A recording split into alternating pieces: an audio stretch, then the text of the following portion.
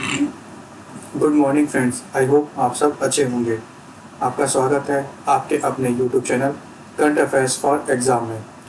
चलिए आज दिनांक 28/4/2024 की प्रश्नावली शुरू करते हैं।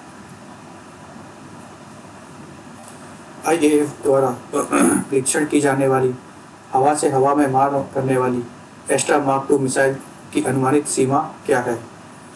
100 किलोमीटर, 130 किलोमीटर, 300 किलोमीटर, 500 किलोमीटर। इसका सही जवाब है 130 किलोमीटर। आईएएफ इंडियन एयरफोर्स द्वारा परीक्षण की जाने वाली एस्ट्रा मार्क 2 हवा से हवा में मार करने वाली मिसाइल की अनुमानित सीमा 130 किलोमीटर है।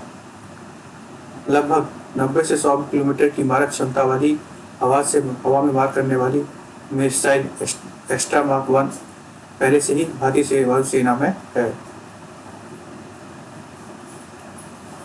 चलिए अगले प्रश्न पर आते हैं। हाल ही में कौन सी कंपनी भारत में नवकरणीय ऊर्जा को आगे बढ़ाने के लिए सहयोग कर रही है? Meta, x, Google, Apple. इसका सही जवाब है एप्पल। हाल ही में एप्पल ने भारत में नवकरणीय ऊर्जा को आगे बढ़ाने के लिए सहयोग किया है। एप्पल ने भारत में 6 औद्योगिक स्थलों पर 14.4 मेगावाट की छत पर सौर ऊर्जा स्थापित करने के लिए क्लीनमैक्स के साथ साझेदारी की है। इसका उद्देश्य देश में इसके संचालन से जुड़े उत्सर्जन को कम करना है। चलिए अगले प्रश्न पर आते हैं। कार्यस्थल पर सुरक्षा और स्वास्थ्य के लिए विश्व दिवस हर वर्ष कब मनाया जाता है? 25 अप्रैल, 26 अप्रैल, 27 अप्रैल, 28 अप्रैल। इसका सही जवाब है 28 अप्रैल। कार्यस्थल पर सुरक्षा और स्वास्थ्य के लिए विश्व दिवस हर साल 28 अप्रैल को मनाया जाता है। सुरक्षा दिवस का उद्देश्य लोगों की सुरक्षित स्वास्थ्य और उचित कार्य वातावरण के महत्व के बारे में जागरूकता बढ़ाना और करना है। वर्ष 2024 में कार्यस्थल पर सुरक्षा और स्वास्थ्य के लिए विश्व दिवस का विषय थीम जिसे हम कहते हैं वो है the impacts of climate change on occupational safety and health.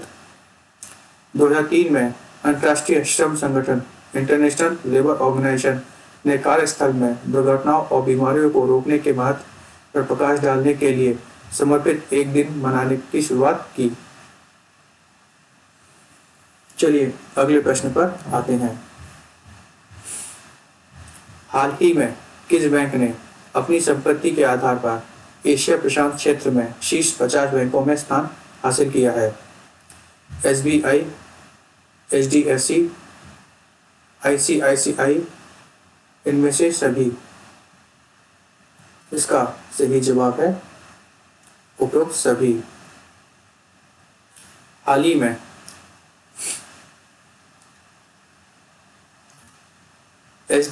S&P global की हालिया रिपोर्ट के अनुसार भारतीय स्टेट बैंक, एचडीएफसी बैंक और आईसीआईसीआई बैंक ने अपनी संपत्ति के आधार पर एशिया प्रशांत क्षेत्र में शीर्ष 50 बैंकों में स्थान हासिल किया है। 2023 में $1.51 ट्रिलियन की कुल संपत्ति के साथ भारतीय स्टेट बैंक 20वें स्थान पर, एचडीएफसी बैंक 33वें स्थान पर और आईसीआईसीआई बैंक 48वें स्थान पर है। चलिए अगले प्रश्न पर आते हैं। हाल ही में निम्नलिखित में से किसने आईपीएल 2024 में लिंक इट फॉरगेट इट अभियान लॉन्च किया है?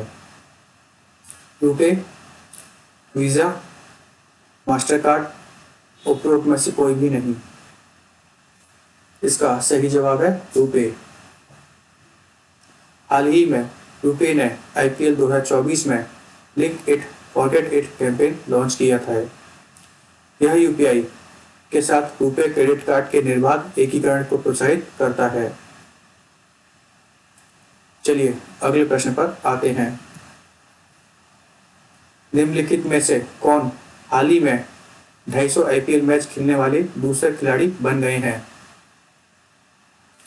विराट कोहली, रोहित शर्मा, MS धोनी, रविंद्र जडेजा। इसका सही जवाब है रोहित शर्मा। रोहित शर्मा MS धोनी के बाद आईपीएल में 250 मैच खेलने वाले दूसरे खिलाड़ी बन गए हैं। रोहित शर्मा आईपीएल में 6500 रन तक भी पहुंच गए हैं तथा ऐसे करने वाले वो चौथे बल्लेबाज बन गए हैं। चलिए अगले प्रश्न पर आते हैं। हाल ही में NGD प्रमुख के रूप में किसे नियुक्त किया गया है? सपना तिवारी, तपन रेखा, नलिन प्रभात, प्रवीण सूद। इसका सही जवाब है नलिन प्रभात। हाल ही में नलिन प्रभात को NGD प्रमुख के रूप में नियुक्त किया गया है। नलिन प्रभात वर्तमान में जम्मू कश्मीर में केंद्रीय रिजर्व पुलिस बल के अतिरिक्त महानिदेशक के रूप में कार्यरत हैं। चलिए अगले प्रश्न पर आते हैं। हाल ही में निम्न में से किसने नया लोगो लॉन्च किया है? NTPC, गेल, ONGC, DD न्यूज। इसका सही जवाब है DD न्यूज। हाल ही में DD न्यूज ने अपना नया लोगो लॉन्च किया है। चलिए अगले प्रश्न पर आते हैं। निम्नलिखित में से किस देश ने पाकिस्तान को मिसाइल वस्तुओं की आपूर्ति के लिए चीनी और बेलारूस स्थित फर्मों पर प्रतिबंध लगाया है? US, UK, France, India. इसका सही जवाब है US। हाल ही में अमेरिका ने पाकिस्तान को मिसाइल सामग्री की आपूर्ति करने के लिए चीनी और बेलारूस स्थित कंपनियों पर प्रतिबंध लगाया है। इस कार्रवाई का उद्देश्य प्रसार गतिविधियों को समर्थन करने वाले नेटवर्क को बाधित करना है। चलिए अगले प्रश्न पर आते हैं।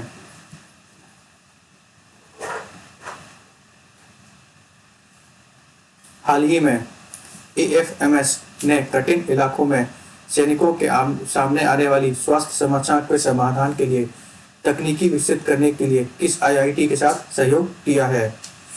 IIT Mumbai, IIT Delhi, IIT Kanpur, IIT Madras.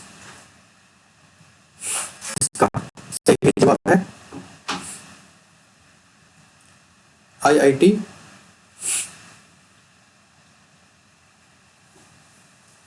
Kanpur. हाल ही में AFMS ने कठिन इलाकों में सैनिकों के सामने आने वाली स्वास्थ्य समस्याओं के समाधान के लिए तकनीकी विकसित करने के लिए IIT कानपुर के साथ सहयोग किया है। यह रक्षा मंत्रालय के अधीन एक सशस्त्र बल चिकित्सा सेवाएं AFMS arm forces medical service अंतर सेवा संगठन है। AFMS स्वास्थ्य संबंधी मुद्दों से निपटने में भारतीय सशस्त्र बल का समर्थन करेगा। AFMS वर्ष 1948 में अस्तित्व में आया था।